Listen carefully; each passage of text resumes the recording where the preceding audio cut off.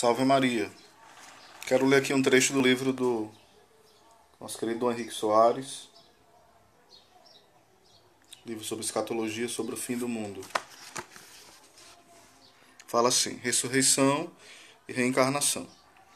Depois de termos visto a ressurreição no Novo Testamento, vejamos um pouco como a Igreja desenvolveu sua fé e esperança.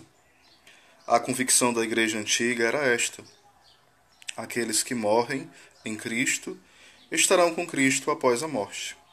Tertuliano já falava isso no ano 220, que foi bispo de Cartago, no século III. Ele afirmava de modo simples e profundo: nós cremos que Deus nos ressuscitará por meio do seu Cristo e nos tornará incorruptíveis, impassíveis e imortais. É importante observar que os primeiros cristãos não se preocupavam tanto com o modo da ressurreição. Não se perguntavam tanto se a alma é ou não imortal. Nada disso. A preocupação era outra: estar com Cristo. Eu estarei com Cristo, e nele serei eu mesmo plenamente feliz. São Justino, no ano 165, ele que foi mártir, nesse período, já no século II, tem uma frase estupenda: não penses que são cristãos aqueles que dizem que não há ressurreição dos mortos, mas dizem que no momento da morte as almas são recebidas no céu. O que é que Justino deseja afirmar com estas palavras? É cristão não aquele que crê na imortalidade da alma. Isto os gregos pagãos e as religiões antigas pagãs também afirmavam. Cristão é o que acredita na ressurreição, ou seja, é quem afirma que nós estaremos com Cristo em todo o nosso ser, numa vida totalmente transfigurada. O homem sobrevive à morte, unicamente para estar com Cristo, para participar da sua vida ressuscitada, para estar na sua glória. Para o cristão, nem é possível pensar um além sem Cristo. Ele é nosso além, nossa vida, nossa plenitude, nosso paraíso. Aquele paraíso da novela A Viagem é completamente pagão. O grande santo Irineu, também no século II, grande adversário dos hereges gnósticos, que negavam a ressurreição do corpo, insistia que o cristão alcança a salvação em todo o seu ser porque está ligado a Cristo. Morto por nós, ele que virá na glória do Pai para nos ressuscitar e recapitular todas as coisas em si mesmo. É somente em Cristo que temos a imortalidade verdadeira e a incorruptibilidade. Tertuliano afirmava, sem meias palavras: a esperança dos cristãos é a ressurreição da carne. Somos cristãos por esta fé. Quem fala somente em alma imortal, fala de uma ressurreição pela metade. Belo Tertuliano: é cristão somente quem crê na ressurreição. Quem crê em reencarnação rompe com a fé do Cristo, esvazia a fé cristã, renega nossa esperança. E Tertuliano explica: o nosso corpo não se torna outro, mas outra coisa. Ressuscitará, pois realmente a carne, toda ela, a mesma e intacta. E isto graças ao fidelíssimo mediador de Deus e dos homens, Jesus Cristo, que restituirá Deus ao homem e o homem e Deus. O espírito à carne e a carne ao espírito. Escutemos ainda Justino: que é o homem, se não um ser composto de uma alma e um corpo? Será que a alma é o homem? Não. Ela é a alma do homem. Será então que o corpo é o homem? Não. Ele é chamado corpo do homem. Se, pois, nenhuma delas duas coisas é por si mesma o homem, mas chama-se homem o composto de ambas, e se Deus chamou o homem à vida, então não chamou uma parte, mas o homem todo que ele chamou. Aí o texto vai continuar abordando esse tema da ressurreição. E só mais uma vez diz Tertuliano: se a carne não houvesse de salvar-se, o Verbo de Deus não se teria encarnado. Nossos corpos depositados na terra e nela dissolvidos ressuscitarão ao seu tempo, porque o Verbo de Deus dar-lhe-ás a graça de erguerem-se para a glória de Deus Pai.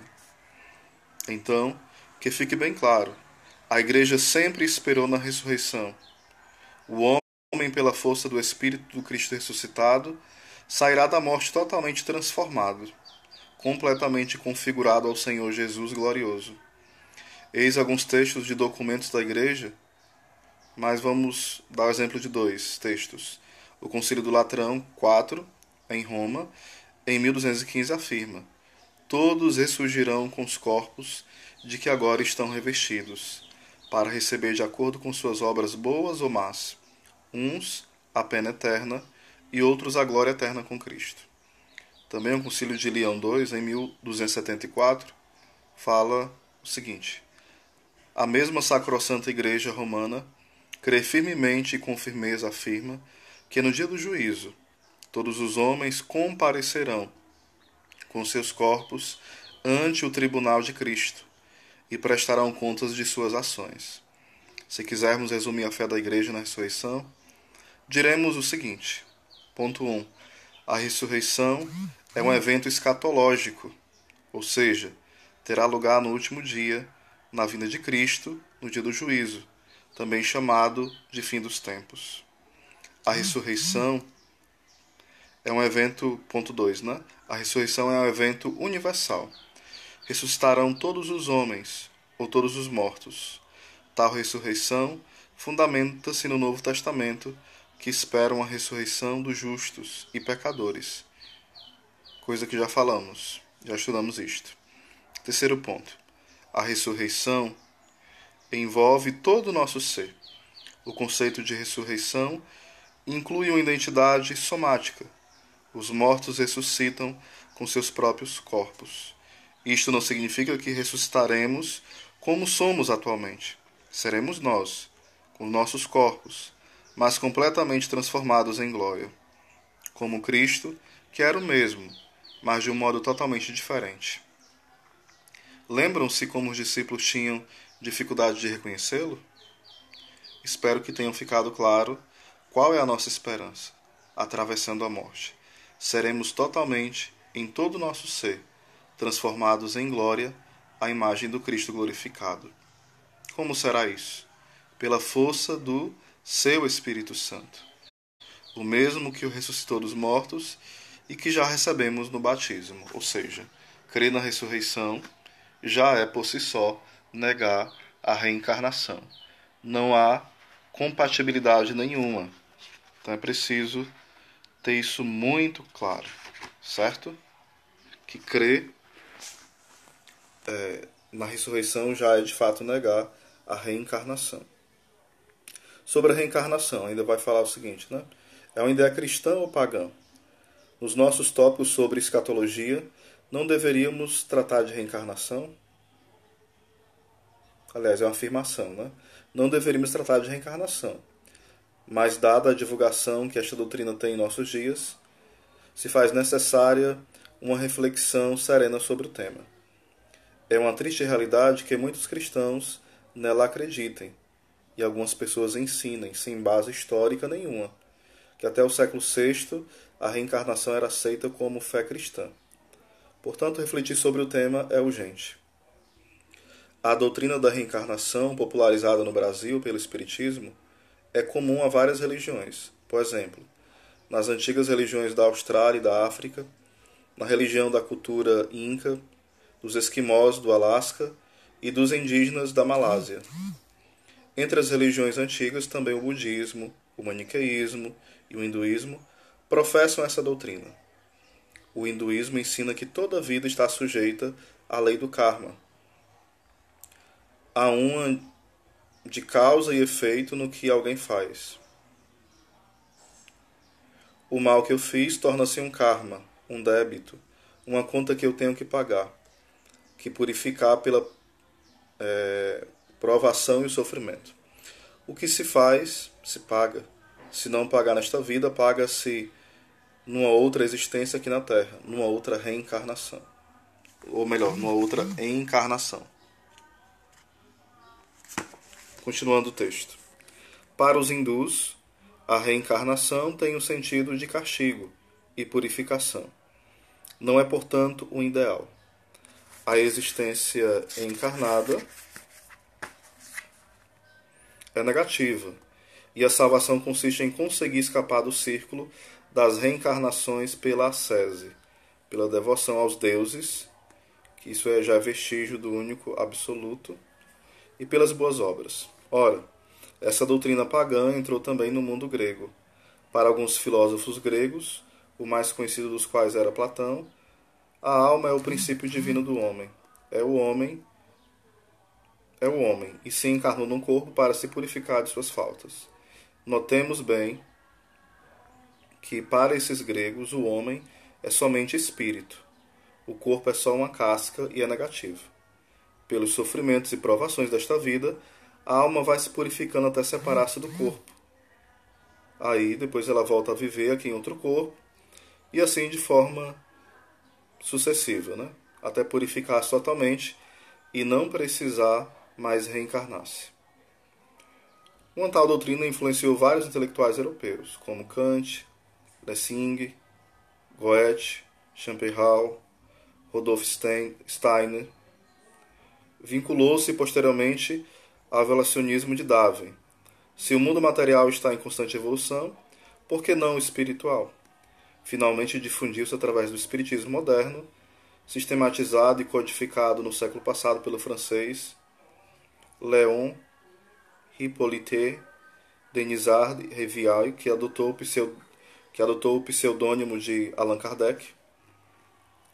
E hoje no espiritismo, em todas as suas formas e na nova era, tal doutrina continua presente e atual, sendo muito divulgada pelos meios de comunicação, como por exemplo, em alguns programas de entretenimento e novelas.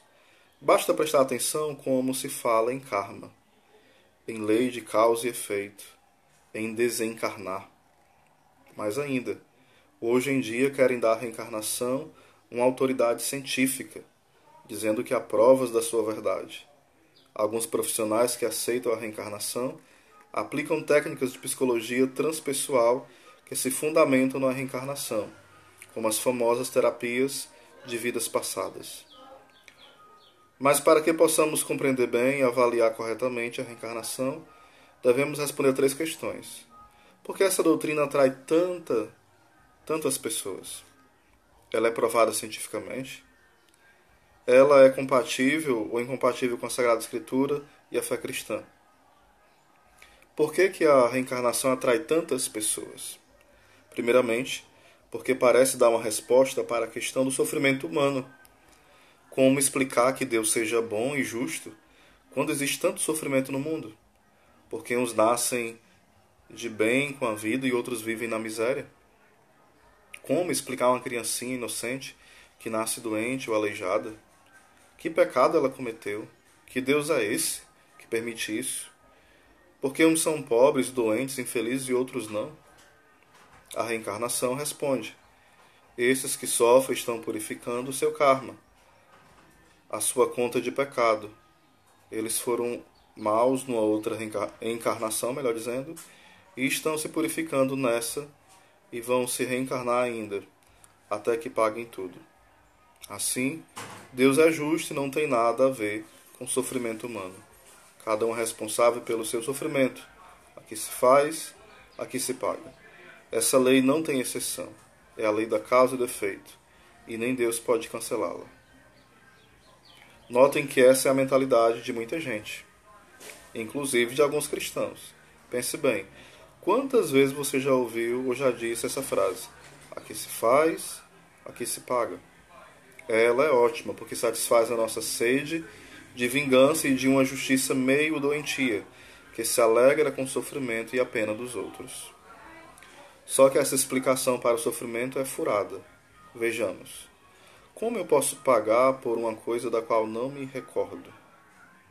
Até o pai mais estúpido, quando castiga o filho, explica por que vai castigá-lo. Que Deus é esse que me castiga, sem me dizer o motivo? Como posso pagar por uma coisa da qual não tenho consciência e pelos pecados de uma vida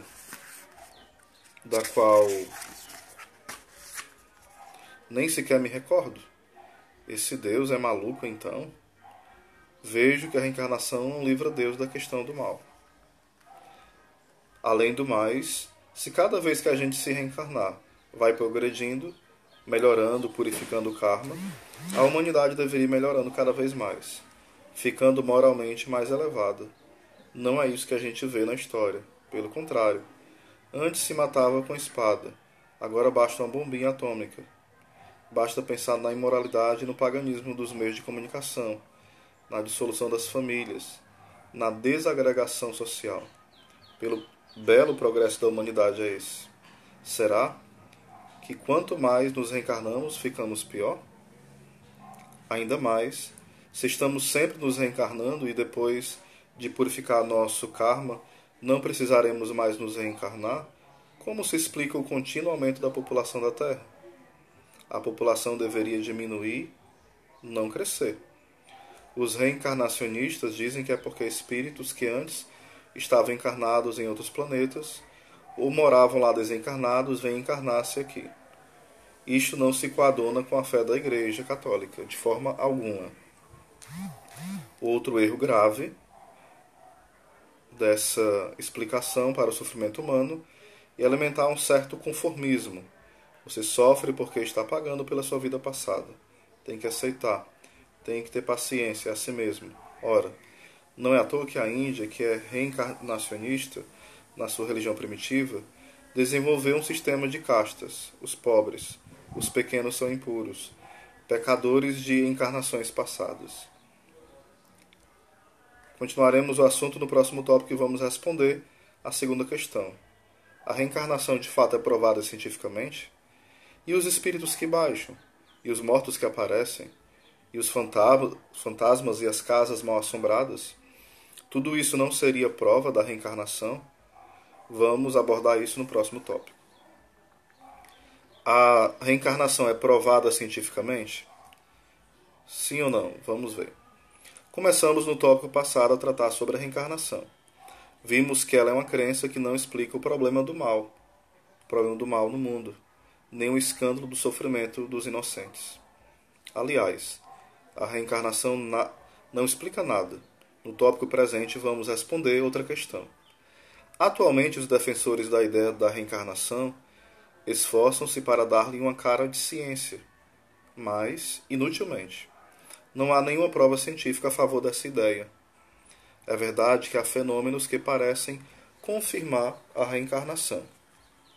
Por exemplo, a pessoa que tem a sensação de já ter estado em determinado lugar, quando na verdade nunca esteve lá antes. Não seria uma prova que esteve lá na outra vida? E a terapia de vidas passadas? Quando se hipnotiza uma pessoa fazendo a memória regredir até uma vida anterior. E a pessoa se recorda que foi numa outra vida? Tudo isso não seria prova da reencarnação? Nada de reencarnação. A ciência pode explicar tranquilamente todos esses fenômenos, boa parte deles provocado, melhor dizendo, pelo nosso inconsciente.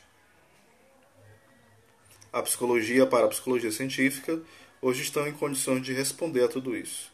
E mesmo que não estivessem, isso não provaria a verdade da reencarnação. Simplesmente a ciência não teria ainda chegado às causas verdadeiras, mas um dia chegaria como de fato chegou. A famosa terapia de vidas passadas, a pessoa não volta a uma outra existência. O que ocorre é que seu inconsciente cria, inventa uma realidade fantasiosa. Isso pode acontecer por vários motivos. Por exemplo, a pessoa hipnotizada aceita e dramatiza tranquilamente as sugestões do hipnotizador, já que a sua criatividade está exaltada pelo estado alterado de consciência. Além do mais, quem se submete à terapia de vidas passadas acredita na reencarnação, acha que viveu outras vidas. E é, portanto, um prato cheio para ser sugestionado. Já chega ao hipnotizado com a tendência inconsciente de criar fatos. Como um exemplo, cito a interessante experiência de um parapsicólogo da USP. Ele submeteu 10 pessoas à hipnose e sugeriu que elas fossem até a vida futura, não a vida passada. Todas foram até o ano 2500.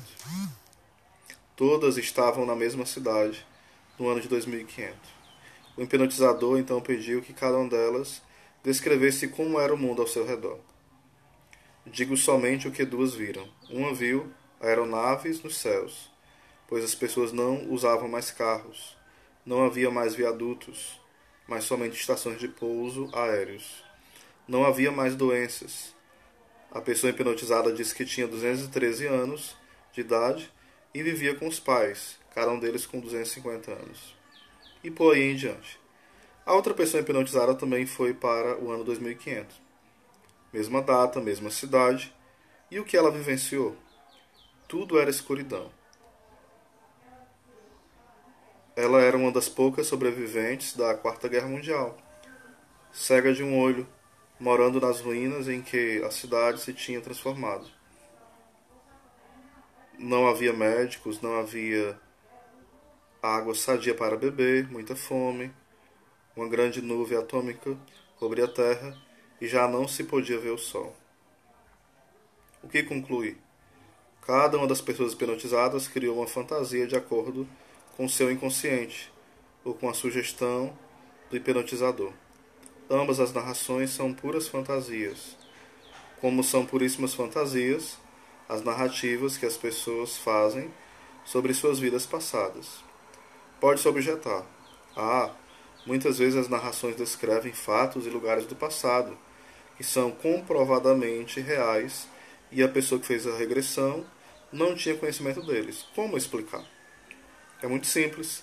Quem tem noção de psicologia, do profundo, quem conhece o significado do inconsciente individual e do inconsciente coletivo, e quem conhece o fenômeno extranormal, do conhecimento chamado HIP, os fenômenos paranormais, chamados telepatia e clarividência, além da retrogonição, não se impressionam com esses argumentos.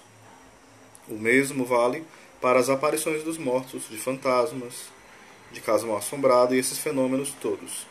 A ciência os explica. Certamente não são fenômenos impressionantes, e quem não tem a mínima noção de parapsicologia atribui ou ao diabo ou aos espíritos. É superstição, e muitas vezes com capa de ciência e seriedade. Concluindo, não há nenhuma prova científica que, de forma fundamental, a reencarnação, que exista reencarnação. Né?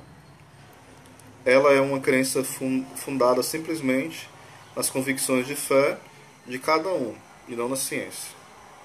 Ou melhor, nas convicções de crença, né? Se fosse usar ainda outro termo. Né? Veremos no próximo tópico que ela é incompatível com a fé cristã. Por N motivos, né? Que não é mais a questão do livro que eu vou ler. Né? E fazer algumas considerações. Né? O demônio pode tentar se ultrajar, como fala a palavra de anjo de luz, e de certa forma querer enganar alguém tomando a forma daquela pessoa, entre aspas. Sim, são casos mais raros, né? Mas acontece. Pode acontecer Deus permitir de certa forma que uma alma do purgatório ou do inferno ou do céu possa ter essa questão do... Não sei se a palavra seria contato, mas algo de pedir oração, dar algum aviso? Sim, mas não seria iniciativa da alma, mas uma permissão de Deus. Então isso é muito raro também, as aparições das almas do purgatório. Isso não é de fé, não é uma doutrina, pode ou não pode. O que nós sabemos é que Hebreus 9:27 fala, né, que está destinado ao homem que ele morra uma só vez e após essa morte segue-se o juízo, que nós entendemos que é o juízo particular. Então essa história de a alma está vindo, voltando, assombrando, muitas vezes é fantasia da mente, é ilusão do inimigo, e raras exceções, que aí seria preciso vários vídeos, ou pelo menos um bem longo para explicar bem isso. Pode acontecer por uma permissão de Deus e por uma intencionalidade para a conversão de alguém, para o bem daquela pessoa que precisa de oração, né? Porém, isso não é uma questão doutrinária, é uma questão de revelação privada. tem caso de místicos que foram visitados por almas do purgatório. Mas é uma questão bem complexa que eu não quero entrar nesse ponto, certo? O livro não entra nesses aspectos, ele tem muito cuidado. O próprio Concílio de Trento, ele nos alerta para nós não falarmos coisas complicadas como essa para os fiéis, porque no lugar de esclarecer a gente vai confundir bastante, certo? Então fica essa dica do livro para você adquirir pela editora Canção Nova, da editora Cleofas, o livro do Dom Henrique Soares, sobre a escatologia. Uma linguagem simples, muito profunda, muito também clara, né? Objetiva mesmo. Um abraço a todos.